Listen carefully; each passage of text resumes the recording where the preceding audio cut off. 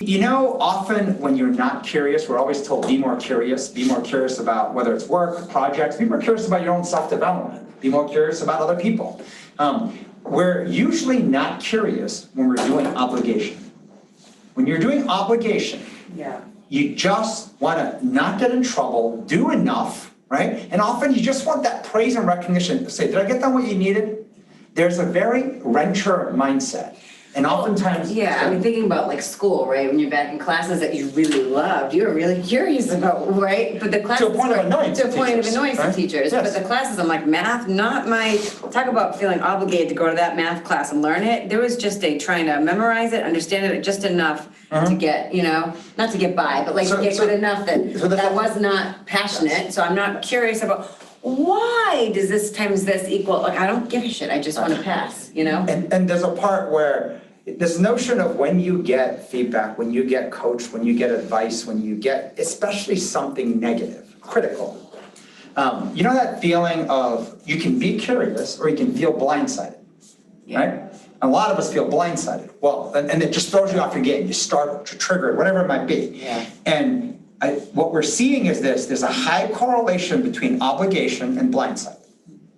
When you're doing obligation work is when you're most often blindsided, because the response we often hear is, I thought I was doing what you wanted.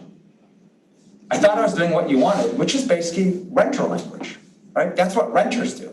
I thought I was doing what you wanted. Yeah. What's interesting about passion and why curiosity is highly correlated here, that's an owner mindset. I'm always trying to make it better. If you have a project, right, whatever it is, there is no end. You're always trying to make it better, make it more perfect. So why curiosity comes in when someone throws something that you haven't seen, which is a blindside. Instead of actually getting blindsided, you're like, wait, what, how'd you see that? What was that? Like, it's almost like you missed the lever that you could have.